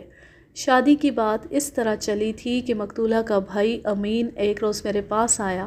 یہ میری دوسری شادی سے کوئی 6 مہینے پہلے کی بات ہے۔ اس نے کہا کہ آپ کے متعلق سنا ہے کہ آپ مسلمانوں کے درد مند ہیں اور خدا نے آپ کو بڑا نیک دل دیا ہے۔ ایک مسلمان لڑکی کی عزت کا سوال ہے۔ میں واقعی مسلمانوں کا درد مند ہوں۔ ہر مسلمان لڑکی کی عزت کو میں اپنی عزت سمجھتا ہوں۔ میں نے امین سے کہا کہ وہ مجھے بتائے کہ میں اس لڑکی کی مدد کس طرح کر سکتا ہوں۔ اس نے اپنا مسئلہ اس طرح سنایا کہ اس کی ایک جوان بہن ہے، ان کے ماں باپ مر چکے تھے۔ امین نے مجھے بڑے صاف الفاظ میں بتایا کہ وہ پیسے تو کما لیتا ہے لیکن وہ شریف آدمی نہیں۔ کوئی بھی اس کی بہن کا رشتہ قبول نہیں کرتا۔ امین کا چونکہ بدماشوں کے ساتھ اٹھنا بیٹھنا تھا، اس لیے برے چال چلن کے آدمی اس کے گھر آتے تھے۔ امین کی بہن آزاد خیال لڑکی تھی اور اتنی زندہ دل کہ لوگ اسے بدکار سمجھنے لگے۔ امین کے گھر داغدار چال چلن کے آدمی آتے رہتے تھے، اس لیے اسے ڈر تھا کہ اس کی بہن کسی کے دھوکے میں آ کر اپنا آپ تباہ کر بیٹھے گی۔ امین میرے پاس یہ درخواست لے کر آیا تھا کہ میں اس کی بہن کی شادی کا بندوبست کر دوں۔ میں نے اسے کہا کہ میں رشتہ بھی ڈھونڈ لوں گا اور شادی کے اخراجات بھی اپنے ذمے لے لوں گا۔ میں نے 2 آدمیوں سے لڑکی کے رشتے کی بات کی۔ انہیں رشتے کی ضرورت تھی، لیکن انہوں نے اس رشتے سے انکار کیا اور مجھے کہا کہ میں ان لوگوں کے مسئلوں میں دلچسپی نہ لوں کیونکہ امین بڑا خطرناک آدمی ہے اور اس کی بہن چال چلن کی صاف ہو ہی نہیں سکتی۔ میں نے ان کی نصیحت پر دھیان نہ دیا۔ امین میرے پاس آتا رہا۔ مجھ سے غلطی یہ ہوئی کہ میں نے اپنے بیٹے اشرف سے ذکر نہ کیا۔ ضرورت ہی نہیں تھی۔ اشرف اپنے کاموں میں مصروف تھا۔ اشرف کو بمبئی جانا تھا۔ اس کے جانے کے 2 روز بعد کا ذکر ہے کہ امین کا پیغام ملا کہ خدا کے لیے میرے گھر آئیں، میری بہن آپ کو بلاتی ہے، اسے ایک مشکل آ پڑی ہے۔ میرا اخلاق کچھ ایسا ہے کہ دشمن مدد کے لیے بلائے تو بھی میں پہنچتا ہوں۔ یہ تو ایک لڑکی کا معاملہ تھا، اس کا گھر مجھے معلوم نہ تھا۔ میں پیغام لانے والے کے ساتھ چل پڑا۔ اس نے مجھے امین کے گھر میں داخل کر دیا۔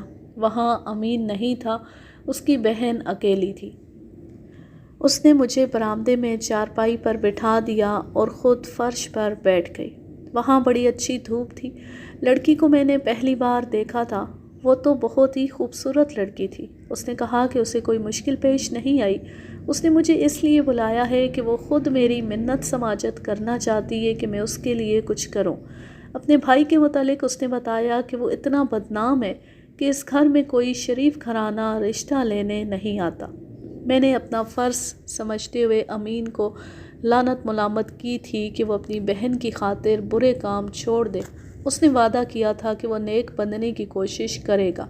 اب میں اس کی بہن کے پاس بیٹھا اس کو آنسو بہاتا دیکھ رہا تھا۔ اس کی بہن نے کہا کہ سنا ہے آپ کی بیوی مر گئی ہے، آپ میرے ساتھ شادی کر لیں، میں آپ کی اتنی خدمت کروں گی کہ دیکھنے والے حیران رہ جائیں گے۔ میں نے ہنس کر کہا کہ میری عمر گزر چکی ہے، میں اب شادی کا نہیں سوچ سکتا۔ اس نے کہا کہ آپ کے بیٹے کی بیوی بھی مر چکی ہے، مجھے اس کے ساتھ بیاہ دے۔ میں نے اسے کہا کہ وہ بھی شادی نہیں کرنا چاہتا، کرے گا تو اپنی پسند کی کرے گا۔ لڑکی نے پہلے میرے پاؤں پکڑ کر کہا کہ میں اس کے ساتھ شادی کر لوں، پھر اس نے میرا چہرہ اپنے دونوں ہاتھوں میں لے کر منت کی۔ میں نے اسے ٹالا تو وہ میری گود میں بیٹھ گئی اور بازو میرے گلے میں ڈال دیے۔ میں نے اسے ہنستے ہوئے اٹھانے کی کوشش کی۔ اتنے میں صحن کے سامنے یعنی ہمارے بالمقابل ایک کمرے کا دروازہ کھلا اور امین باہر آیا۔ اس کے ساتھ 2 آدمی تھے۔ ایک کا نام نذیر ہے جو باہر امین کے پاس بیٹھا ہے، تیسرے کا نام معلوم نہیں۔ امین کے ہاتھ میں کیمرہ تھا۔ لڑکی میری گود سے اٹھ کر اندر چلی گئی۔ امین اور اس کے ساتھی میرے پیچھے پڑ گئے۔ وہ باری باری کہتے تھے کہ تم نیکوکار بنے پھرتے ہو اور تمہارے کرتوت یہ ہے۔ ہم تو محلے کے آدمی اکٹھے کر کے سب کو بتائیں گے کہ اس شخص کو ہم نے کہا تھا کہ لڑکی کا رشتہ کرا دو، اور یہ دیکھو، یہ ہماری بہن کی عزت کے ساتھ کھیل رہا تھا۔ میں نے پہلے تو غصہ کیا۔ امین نے کہا کہ اس نے میری تصویر لے لی ہے جو وہ سب کو دکھائے گا اور وہ تھانے میں رپورٹ بھی لکھوائے گا۔ میں نے انہیں بہت کچھ کہا مگر وہ تو پکے بلیک میلر اور پیشہ ور دھوکے باز تھے۔ میں نے انہیں کہا کہ وہ فلم مجھے نکال دیں اور جتنی رقم مانگیں گے ادا کر دوں گا۔ امین کے دوست نذیر نے کہا کہ وہ رقم تو لے لیں گے ہی۔ ان کا اصل مطالبہ یہ ہے کہ میں اس لڑکی کے ساتھ شادی کر لوں یا اپنے بیٹے کے ساتھ اس لڑکی کو بیاہ دوں۔ میں اتنا پریشان ہوا کہ میرا سر چکرانے لگا۔ میں نے انہیں کہا کہ مجھے سوچنے دیں۔ تصویر ان کے کیمرے میں تھی۔ میں اپنی عزت کی خاطر مجبور تھا۔ مجھ میں چالاکی تو ہے نہیں۔ انہوں نے مجھے کہا کہ میں ان کے خلاف کوئی کارروائی کرنے کی نہ سوچوں ورنہ میری بہت رسوائی ہوگی۔ میں وہاں سے آ گیا مگر میری حالت بہت بری تھی۔ اگلے روز شام سے کچھ دیر پہلے امین آیا اور اس نے مجھے فوٹو دکھائی۔ اس کی بہن میری گود میں بیٹھی تھی، اس کے بازو میرے گلے میں تھے، میرا ایک بازو اس کی کمر میں تھا اور ہم دونوں ہنس رہے تھے۔ یہ فوٹو دیکھ کر میرا پسینہ نکل آیا۔ امین نے مجھے کہا کہ اس کی بہن کے ساتھ شادی کر کے مجھے پچھتانا نہیں پڑے گا، لڑکی کی خوبصورتی دیکھ لے۔ مختصراً یہ کہ میں نے خاموشی سے اس لڑکی کے ساتھ شادی کر لی۔ لوگ حیران رہ گئے۔ میں نے سب کو بتایا کہ میں ایک لڑکی کو اخلاقی تباہی سے بچانے کے لیے شادی کر رہا ہوں۔ میں اس لڑکی سے منہ نہیں لگانا چاہتا تھا لیکن اس نے رو رو کر میرے دل میں اپنی ہمدردی پیدا کر لی۔ میں نے امین کو 3000 روپیہ نقد دیا تھا۔ لڑکی نے میرے ساتھ بڑا اچھا رویہ رکھا اور مجھے یقین دلاتی رہی کہ اس نے میرے ساتھ شادی کرنے کے لیے یہ ناٹک کھیلا تھا۔ لڑکی بڑی شوقین نکلی۔ میں اس کی فرمائش کے مطابق اسے کپڑے اور زیورات لا لا کے دیتا رہا۔ اللہ بخش کی کہانی میرے لیے ایک عام آدمی کی حیثیت سے بھی اور تھانے دار کی حیثیت سے بھی دلچسپ تھی۔ کہانی بہت لمبی ہے، باقی میں ذرا مختصر کر دیتا ہوں۔ اشرف بمبئی سے واپس آیا تو اس نے گھر میں سوتیلی ماں دیکھی۔ اس کا جو رد عمل تھا وہ میں آپ کو سنا چکا ہوں۔ اللہ بخش نے بتایا کہ لڑکی نے اللہ بخش کے دل میں اپنی محبت پیدا کر لی۔ امین کبھی کبھی اللہ بخش سے ملتا اور اس سے پیسے لے جاتا تھا لیکن وہ اسے فوٹو نہیں دیتا تھا۔ قتل ہونے سے 2-3 مہینے پہلے مقتولہ اپنے گھر گئی۔ واپس آئی تو اس کے پاس فوٹو تھی اور اس کی نیگیٹو بھی وہ لے آئی تھی۔ یہ اس نے اپنے بھائی کی چوری کی تھی۔ اس نے رات کو اللہ بخش کے سامنے فوٹو اور نیگیٹو کو جلا دیا اور اس طرح اس نے اپنی محبت کا ثبوت دیا۔ اس رات لڑکی بہت روتی رہی اور اس نے اللہ بخش کے پاؤں پکڑ کر معافی مانگی کہ ایک جرم کر کے اس نے اللہ بخش کے ساتھ شادی کی تھی جس پر وہ بہت نادم تھی۔ اللہ بخش اس کے قتل کی وجہ نہ بتا سکا۔ اگر اس لڑکی کا کوئی مایوس امیدوار ہوتا تو وہ شادی کے فوراً بعد قتل ہو جاتی۔ اللہ بخش نے کہا کہ میری بیوی کے قتل کی خبر سن کر امین نے آ کر جو واویلا بپا کیا تھا وہ بلیک میلنگ کا چکر تھا۔ میں نے اللہ بخش سے کچھ باتیں پوچھیں، کچھ جرح کی اور اسے ابھی تھانے میں ہی رہنے کو کہا۔ اسی میں شام ہونے کو آ گئی تھی۔ میں نے امین اور نذیر کو جانے کی اجازت دے دی۔ یہ میری غلطی تھی کہ میں انہیں اپنے گواہ سمجھتا تھا۔ میں نے اسی وقت امین اور نذیر کو اپنے ساتھ تھانے لانے کے لیے 2 کانسٹیبل بھیج دیے۔ مجھے ابھی اشرف اور اس کے باپ کے بیانات کی تصدیق کرنی تھی۔ مجھے امید تھی کہ میں بغیر رکے تفتیش کرتا رہا تو کل صبح تک قاتل کا سراغ لگا لوں گا۔ میں نے اللہ بخش کے نوکر کی بہو بی بی کو بلایا۔ اس لڑکی پر مجھے رحم آ رہا تھا۔ اتنی خوبصورت اور صحت مند لڑکی ایک نیم پاگل کی بیوی بنا دی گئی تھی۔ میرے سامنے آ کر وہ بہت ڈری۔ میں نے اس کا ڈر کم نہیں کیا۔ اسے کہا کہ یہ تھانہ ہے جہاں آ کر مرد بھی ہاتھ پیر چھوڑ بیٹھتے ہیں، اس لیے وہ مجھے دھوکہ دینے کی اور کچھ چھپانے کی کوشش نہ کرے۔ بی بی، اشرف کے پلنگ پر تمہاری 1-2 چوڑیاں ٹوٹ گئی تھیں، تمہیں پتہ نہیں چلا۔ اس نے سر جھکا لیا۔ میں نے یہ سوال اس لیے پوچھا تھا کہ اسے پتہ چل جائے کہ میں اس کے متعلق سب کچھ جانتا ہوں۔ ڈرو مت بی بی، میرا اس سے کوئی واسطہ نہیں کہ تمہارے تعلقات کس کے ساتھ ہیں، یہ تمہارا اپنا معاملہ ہے۔ میں تمہیں یہ بتانا چاہتا ہوں کہ میں تمہارے متعلق ساری باتیں جانتا ہوں۔ میں تمہیں یہ بھی بتا سکتا ہوں کہ تم کس طرح چھتوں سے اشرف کے پاس پہنچتی تھی۔ نئی بیگم کے ساتھ تمہارا بڑا گہرا دوستانہ تھا، وہ راز کی باتیں بھی تمہارے ساتھ کر لیا کرتی تھی۔ کیا یہ صحیح ہے؟ اس نے سر اٹھا کر آہستہ سے کہا، صحیح ہے۔ پھر ذرا آگے ہو کر منت سماجت کے لہجے میں پوچھا، آپ میرے سسر کو تو نہیں بتائیں گے کہ اشرف کے ساتھ میں کسی کو کچھ نہیں بتاؤں گا، تمہاری بدنامی نہیں ہونے دوں گا، تمہیں گواہی دینے کے لیے کچہری بھی نہیں بلاؤں گا، مجھے 2-4 باتیں بتا دو اور اپنے گھر چلی جاؤ، اشرف سے ملو، جو جی میں آئے کرو۔ نئی بیگم کی کس کے ساتھ دوستی تھی؟ میں آپ کو سیدھی بات بتا دیتی ہوں، بیگم کے بھائی کا دوست ہے نذیر۔ کل بیگم کو نذیر کا پیغام ملا تھا کہ میں رات کو آؤں گا، ڈیوڑی کا دروازہ کھلا رکھنا۔ اس نے کوئی وقت بھی بتایا تھا۔ بی بی ڈری ہوئی تھی۔ ایک تو ڈر کی وجہ سے اس نے صحیح بات بتا دی، اس کے علاوہ میں نے دیکھا کہ وہ اتنی سادہ طبیعت کی نہیں تھی جتنی میں سمجھا تھا۔ اس نے بات کی تو پتہ چلا کہ اس کا ذہن پختہ ہے اور بولنا جانتی ہے۔ میں نے اس کا حوصلہ بڑھایا تو وہ اور کھل کر بولنے لگی۔ اس کے اشرف کے ساتھ بھی مراسم ہوں گے؟ میں نے پوچھا۔ نہیں، یہ میں آپ کو یقین کے ساتھ بتاتی ہوں کہ بیگم نے اشرف کے متعلق کبھی ایسی بات نہیں سوچی تھی۔ وہ کہتی تھی کہ یہ عمر میں تو مجھ سے 1-2 سال بڑا ہے، لیکن میں اسے اپنا بیٹا بنانا چاہتی ہوں۔ بیگم کی اس قسم کی دوستی اپنے بھائی کے دوست نذیر کے ساتھ تھی، لیکن نذیر سے وہ تعلق توڑ رہی تھی۔ اشرف کے ابا جی کو بیگم نے پیروں کی طرح ماننا شروع کر دیا تھا۔ کہتی تھی کہ اس شخص کے ساتھ میرے اندر جو محبت پیدا ہو گئی ہے وہ میری روح میں اتر گئی ہے۔ بیگم نے اپنے بھائی کو بھی ٹکا ساتھ جواب دے دیا تھا کہ آئندہ اس کے گھر میں نہ آیا کرے۔ قتل ہونے سے 5-6 دن پہلے کی بات ہے، اسے نذیر کا پیغام ملا کہ رات کو آؤں گا۔ بیگم نے جواب دیا تھا کہ میرا تمہارا تعلق ختم ہے، اب کبھی نہ آنا۔ اس کے بعد دوبارہ بیگم کو نذیر کا پیغام آیا۔ بیگم نے پھر انکار کر دیا، کہتی تھی کہ اب میں نے شریف اور خاوند کی وفادار عورت بن کے رہنے کی قسم کھا لی ہے۔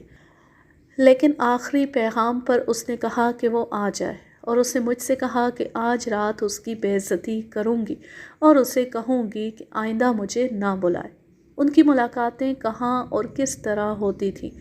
اشرف کے ابا جی رات کو سونے سے پہلے دودھ پیتے ہیں۔ جس رات نذیر کو آنا ہوتا تھا، بیگم دودھ میں نیند کی گولی رگڑ کر ملا دیتی تھی۔ اسے یہ گولیاں نذیر نے لا کر دی تھی۔ اس گولی سے ابا جی کو بے ہوشی جیسی نیند آتی ہے۔ بیگم آدھی رات کو اٹھ کر ڈیوڑی کے دروازے کی زنجیر کھول دیتی تھی اور ان کی ملاقاتیں اسی کمرے میں ہوتی تھیں جس میں وہ قتل ہوئی ہے۔ بی بی کا خیال تھا کہ امین کو اپنی بہن اور اپنے دوست نذیر کے تعلقات کا علم نہیں تھا۔ یہ دونوں مقتولہ سے پیسے لے جاتے رہتے تھے۔ ایک بار مقتولہ نے انہیں اپنے زیورات کی بھی 1-2 چیزیں دی تھی۔ یوں سمجھیں کہ وہ مقتولہ کے ذریعے اللہ بخش کا گھر خالی کر رہے تھے، مگر مقتولہ کے دل میں اللہ بخش کی محبت پیدا ہوئی تو اس نے اپنے بھائی امین اور نذیر کو جواب دے دیا تھا۔ بی بی نے مجھے اس عورت کا نام بھی بتا دیا جو نذیر کے پیغام لایا کرتی تھی۔ میں نے اسی وقت ہیڈ کانسٹیبل کو یہ نام پتہ بتا کر کہا کہ اس عورت کو تھانے لے آئے۔ میں پھر بی بی کی باتیں سننے لگا۔ میں نے اسے کہا کہ اس نے اشرف کو یہ کیوں نہیں بتایا کہ نئی بیگم کیا کر رہی ہے۔ اشرف میرا خاوند تو نہیں، مجھے ایک پاگل کے ساتھ بیاہ دیا گیا اور اشرف کی بیوی مر گئی تھی۔ میں نے ایک بار اسے کہا کہ تمہارا باپ ایک گھٹیا اور بدمعاش خاندان کی لڑکی لے آیا ہے، تم میرے ساتھ شادی کر لو، میں خاوند سے طلاق لے لوں گی۔ اس نے جواب دیا کہ تم اتنی خوبصورت ہو کہ اس حویلی کی بیگم بننے کے قابل ہو، لیکن میں اپنی نسل خراب نہیں کرنا چاہتا، نوکرانی کو بیگم بنانا اچھا نہیں ہوتا۔ ہمارا تو جی جسمانی تعلق تھا، مجھے اشرف سے پیسے ملتے تھے اور میں بیگم سے بھی پیسے لیتی تھی۔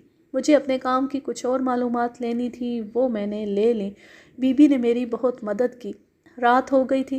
ہیڈ کانسٹیبل اس عورت کو لے آیا۔ میں نے ہیڈ کانسٹیبل سے کہا کہ بی بی اور اس کے سسر کو الگ لے جاؤ اور انہیں بڑا اچھا کھانا منگوا کر کھلاؤ اور انہیں عزت سے کہیں بٹھاؤ۔ یہ ادھیڑ عمر عورت تھی، ترکھان کی بیوی تھی جسے زیادہ کام کاج نہیں ملتا تھا۔ بیوی چالاک اور ہوشیار تھی، نذیر کے پڑوس میں رہتی تھی، مقتولہ اور نذیر کے تعلق سے واقف تھی۔ یہ شادی سے پہلے کی بات ہے۔ مقتولہ کی شادی ہو گئی تو نذیر اسے پیغام بھیجنے کے لیے استعمال کرنے لگا۔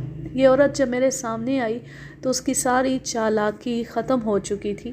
پولیس کے جال میں پہلی بار آئی تھی۔ میں نے بات کی تو رونے لگی۔ اسے اپنے خاوند کا ڈر تھا۔ میں نے اسے تسلی تو دی کہ اس کے خاوند کو اس کی کرتوت کا پتہ نہیں چلنے دوں گا، لیکن یہ ناممکن تھا۔ اس عورت کو عدالت میں گواہی دینی تھی۔ اس نے صاف صاف ہی بیان دے دیا۔ بی بی آپ کو بتا چکی ہے کہ ان کا سلسلہ کس طرح چلتا تھا۔ میری دلچسپی گزشتہ رات کی واردات کے ساتھ تھی۔ اس نے بتایا کہ کچھ عرصے سے مقتولہ نے نذیر کو اس عورت کی معرفت دھتکارنا شروع کر دیا تھا، لیکن آخری بار نذیر نے ایسی منت سماجت کی تھی کہ مقتولہ نے اسے بلا لیا۔ پیغام جو نذیر نے بھیجا وہ یہ تھا کہ تم نے اپنے بھائی سے بھی ملنا چھوڑ دیا ہے اور تمہارا بھائی ایک مصیبت میں پھنس گیا ہے۔ تم اپنے بھائی سے ملنے آؤ یا مجھے اپنے ہاں بلاؤ۔ تمہارے بھائی کے لیے کچھ رقم کی ضرورت ہے۔ اس عورت نے مجھے بتایا کہ مقتولہ نے غصے سے جواب دیا کہ اسے کہہ دینا کہ جس طرح پہلے آیا کرتا تھا اسی طرح آ جائے۔ یہ پیغام دے کر مقتولہ نے کہا تھا میں اسے ایسی رقم دوں گی کہ ساری عمر یاد رکھے گا۔ اس عورت کو میں نے ایک طرف الگ بٹھا دیا۔ امین اور نذیر کو میں نے بلوایا تھا۔ وہ آئے بیٹھے تھے۔ میں نے دونوں کو ہتھکڑیاں لگوا دی۔ مجھے یقین ہو گیا تھا کہ قاتل نذیر ہے۔ وہ رات کو آیا اور اپنا وہی مطالبہ کیا۔ مقتولہ نے اسے دھتکارا اور اس نے مقتولہ کو قتل کر دیا۔ میں پہلے نذیر کو ساتھ لیے اس کے گھر گیا اور اس کے دروازے پر رک کر اسے کہا مجھے وہ کپڑے نکال دو جو تم نے قتل کے وقت پہنے ہوئے تھے۔ وہ بھی استاد تھا۔ بے گناہی ظاہر کرنے کے لیے کچھ نہ کچھ بولنے لگا۔ نذیر مجھے وہ کپڑے اپنے ہاتھوں سے نکال دو جو تم نے قتل کے وقت پہنے ہوئے تھے۔ میں اور کچھ نہیں سنوں گا۔ تمہارے گھر کا سارا سامان گلی میں پھینک کر تلاشی لوں گا اور تمہارے خاندان کی ہر ایک عورت، ہر ایک بچے اور بوڑھے کو تھانے لے جاؤں گا۔ تم پھر بھی زبان نہیں کھولو گے تو تم جانتے ہو کہ میں زبان کس طرح کھلوایا کرتا ہوں۔ تم نے تھانے میں ترکھان کی بیوی کو نہیں دیکھا؟ تم نے تھانے میں مقتولہ کی نوکرانی کو نہیں دیکھا؟ میں نے ان کے بیان دینے کے بعد تمہیں ہتھکڑی لگائی ہے۔ پھانسی سے بچنا چاہتے ہو تو میری مدد کرو تاکہ میں تمہاری مدد کر سکوں۔ وہ سر جھکا کر اندر چلا گیا۔ میرے پاس ٹارچ تھی۔ نذیر کے گھر 2 لالٹینیں تھیں۔ وہ ہتھکڑیوں میں تھا۔ امین گلی میں ہتھکڑیوں میں کھڑا تھا۔ نذیر نے ایک سوٹ کیس سے قمیض اور شلوار نکالی جو دھل چکی تھی، لیکن خون کے دھبے پھر بھی معلوم کیے جا سکتے تھے۔ اس مقصد کے لیے شلوار قمیض لاہور بھیجنی تھی۔ میرے پوچھنے پر نذیر نے بتایا کہ یہ کپڑے اس کی ماں نے دھوئے تھے۔ میں نے اس کی ماں سے پوچھا تو وہ چونکہ ماں تھی اس لیے اوٹ پٹانگ باتیں کرنے لگی۔ نذیر نے اسے کہا کہ بتا دو کوئی خطرہ نہیں، مختصر یہ کہ ان کپڑوں پر خون کے چینٹے تھے۔ نذیر نے صبح ماں سے کہا کہ اس کا ایک دوست زخمی ہو گیا تھا۔ اسے سہارا دے کر ڈاکٹر کے پاس لے گئے تو اس کے خون کے چینٹے کپڑوں پر پڑ گئے۔ اب نذیر بھائی، میں نے کہا مجھے وہ زیورات نکال دو جو تم نے مقتولہ کی لاش سے اتارے یا اس سے لیے تھے۔ اس نے وہ بھی نکال دیے۔ یہ ابھی سنار کے پاس نہیں گئے تھے۔ میرے ساتھ محلے کے 2 آدمی برآمدگی کے گواہوں کی حیثیت سے موجود تھے۔ میں نے باقی گھر کی تلاشی لی۔ اس واردات سے تعلق رکھنے والی کوئی اور چیز نہ ملی۔ ہم باہر آ گئے، مشیر نامہ لکھا، گواہوں کے دستخط کرائے۔ نذیر نے بھی دستخط کر دیے۔ میں نے اس کا انگوٹھا بھی لگوا لیا۔ امین میرے قریب آیا اور مجھ سے پوچھا کہ یہ کیا ہو رہا ہے اور میں نے اسے ہتھکڑی کیوں لگا لی ہے۔ او بے غیرت کے بچے، یہ تمہاری بے غیرتی کا نتیجہ سامنے آ رہا ہے۔ تم نے اپنی بہن کو رقم بٹورنے کے لیے استعمال کیا اور اسے اللہ بخش کی بیوی بنا دیا، لیکن تمہاری بہن کا ایک خاوند اور بھی تھا، وہ تمہارا دوست نذیر تھا۔ یہ شادی سے پہلے بھی تمہاری بہن کا خاوند تھا۔ شادی کے بعد راتوں کو اس کے گھر جاتا اور اس سے رقم لے کر آتا تھا۔ کل رات اس نے تمہاری بہن کو قتل بھی کیا اور اس کے زیورات بھی اتار لایا۔ میں نے وہ زیورات برآمد کر لیے ہیں۔ کیا تم کو ان باتوں کا پہلے سے علم تھا؟ میں کہتا ہوں کہ تمہیں علم تھا۔ تم اپنی بہن کی دلالی کرتے تھے۔ اس کی ہتھکڑی کی زنجیر کانسٹیبل نے پکڑ رکھی تھی۔ نذیر 4-5 قدم دور کھڑا تھا۔ اچانک امین نے جھٹکا دے کر ہتھکڑی کی زنجیر کانسٹیبل سے چھڑا لی۔ یہ لمبی ہوتی ہے۔ امین میں اتنی عقل تھی کہ اس نے زنجیر کا دوسرا سرا اپنے ہاتھ میں پکڑ لیا، جس سے زنجیر چھوٹی ہو گئی۔ اس نے زنجیر گھمائی اور اس سے پہلے کہ کوئی اسے پکڑتا اس نے زنجیر آگے بڑھ کر نذیر کے منہ پر ماری۔ نذیر بھی ہتھ کڑیوں میں تھا، وہ ادھر ادھر ہو رہا تھا کہ امین نے زنجیر گھما کر اس کے سر پر ضرب لگائی۔ ہتھ کڑی کی زنجیر خاصی موٹی ہوتی ہے۔ نذیر چکرا کر گرنے لگا۔ امین کو پکڑنے کو دوڑے، لیکن اس نے نذیر کے ننگے سر پر ایک اور ضرب لگائی۔ نذیر گر پڑا۔ امین اس کے سینے پر بیٹھ گیا اور اس کا گلا دبا لیا۔ اسے پکڑ لیا گیا۔ اس نے اٹھتے اٹھتے نذیر کے منہ پر ٹھڈا مارا۔ وہ ہاتھ نہیں آ رہا تھا۔ نذیر کا سر اور چہرہ لہو لہان ہو گئے تھے اور وہ بے ہوش ہو گیا تھا۔ امین نے مجھے بڑے آرام سے کہا، مجھے پھانسی دے دو، مجھ سے پوچھو کیا پوچھتے ہو، میرا بیان لکھو۔ اس کی ذہنی حالت نارمل نہیں رہی تھی۔ اس نے کہا، میں پھانسی کو قبول کر چکا ہوں، مگر یہ ابھی زندہ ہے، اسے میں جان سے مار لوں، مجھے 1 منٹ کے لیے چھوڑ دیں۔ نذیر کو اٹھا کر ہسپتال لے گئے۔ میں امین کو ساتھ لیے اس کے گھر کی تلاشی کے لیے گیا۔ وہاں کوئی خاص چیز نہ ملی۔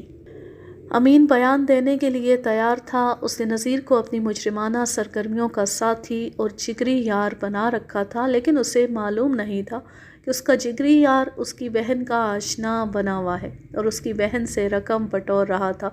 یہ جرم کے اندر جرم ہو رہا تھا۔ امین نے تھانے میں جا کر بیان دے دیا۔